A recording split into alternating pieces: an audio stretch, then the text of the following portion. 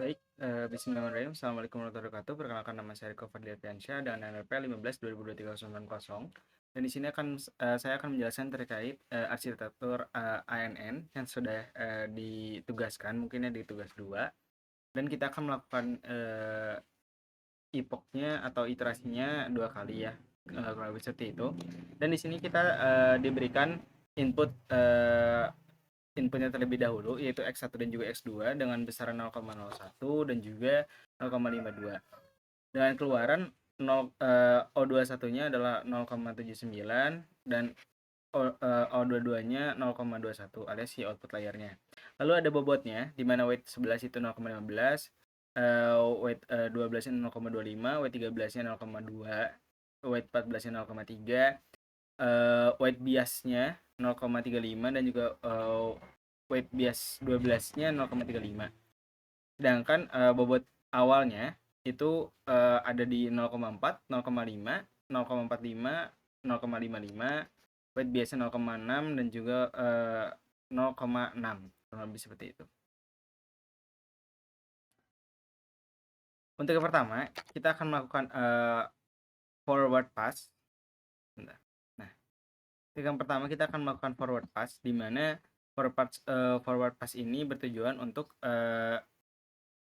mencari tahu output dari inputan yang sudah dilakukan, inputan yang sudah dimasukkan. Nah, inputnya sendiri kan tadi ada X1 juga X2 dimasukkan ke dalam rumus untuk total inputnya, atau mungkin kalau misalnya bisa dibilang ini adalah rumus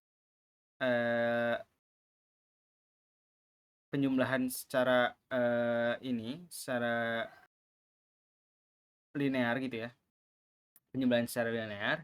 Setelah itu dimasukkan ke fungsi sigmoidnya di sini. Nah, lalu begitu juga dilakukan di neuron yang ke H12-nya. Melakukan hal yang sama. Nah, lalu di sini juga menghitung output neuron dari yang tadi.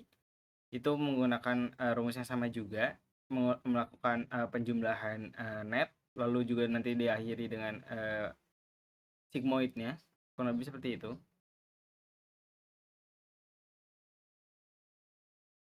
Lalu setelah itu kita akan menghitung si fungsi errornya. Karena errornya menggunakan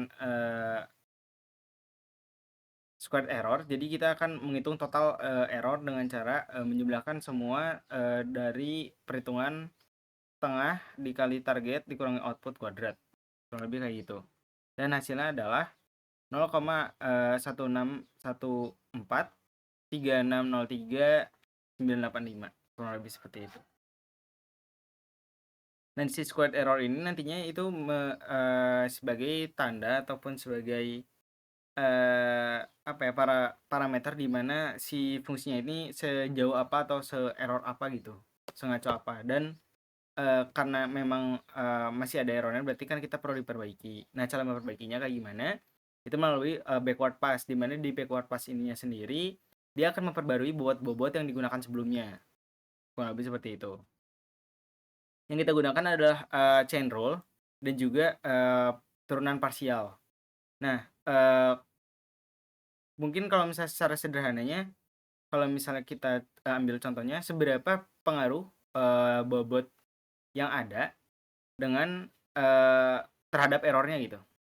Nah, di sini rumusnya adalah bobot terbaru adalah bobot yang dikurangi learning rate, ini ya, learning rate, lalu dikalikan dengan si apa namanya, turunan parsial dari errornya dan juga turunan parsial dari bobotnya, kurang lebih seperti itu. Nah, pertama-tama kita akan mencari seluruh elemen yang dibutuhkan dari turunan si parsialnya itu sendiri, mencari masing-masingnya, sehingga setelah itu ketika kita sudah sampai menemukan seluruh komponen-komponennya yang diperlukan, maka kita tinggal perbarui dengan cara rumus yang tadi, kurang lebih kayak gitu. Sehingga akan didapatkan si bobot terbarunya. Kalau misalnya tadi yang W21 itu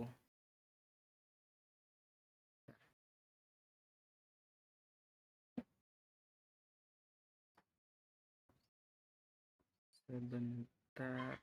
W21. Sehingga ketika yang awalnya bobotnya 0,4 sorry, jadi akhirnya 0,4 1980 sekian, kurang lebih seperti itu. Begitu juga dilakukan dengan neuron-neuron yang lainnya. Lalu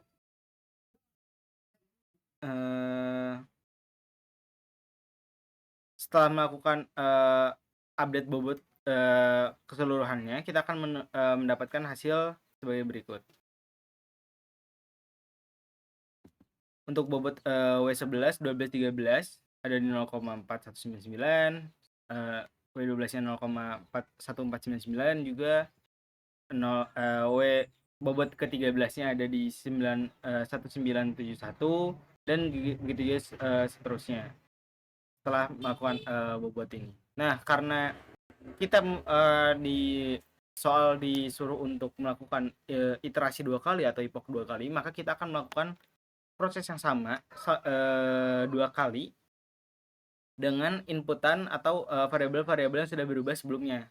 Jadi ketika tadi mungkin untuk yang pertama di net H11 tuh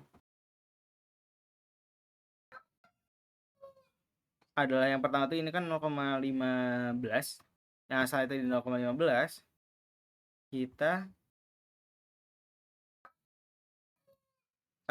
masukkan nilai terbarunya yaitu 0,149 yang ini dimasukkan. Begitu juga dengan variabel-variabel yang lain yang telah terupdate.